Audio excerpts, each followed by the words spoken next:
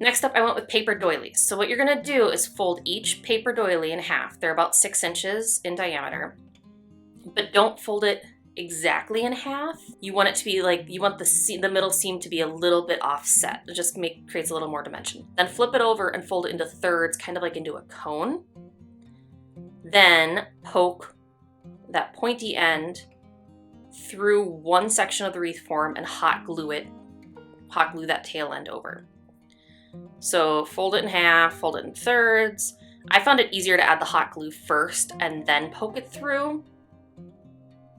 So on the 2 outermost rungs, I found it best to really overlap the paper doilies so that when you look at the wreath, you can't see any exposed wire. So they're all overlapped like about half. One doily overlaps the other one by about a half. On the 2 middle rungs, you can get away with spacing them out a little bit more, especially because it's kind of difficult to stick your fingers between the wire rungs to get everything to stick. But it's really the most important to have them overlapping on the outer rung and the very inner rung.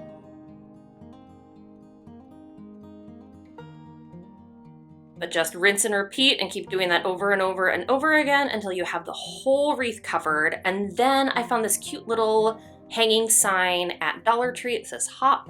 So I just cut the hanger off and I hot glued it right onto the wreath. So I just put hot glue kind of on the far ends of the sign and then pressed it in place. And those doilies are like dense enough that the sign stuck pretty well.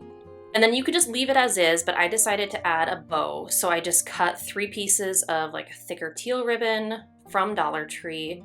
And then I cut 2 pieces of this funky white chenille type ribbon. I think I got it at Michael's. So you pinch them all together, same as the last bow, and then you secure it all together in the center with a pipe cleaner, give it a twist.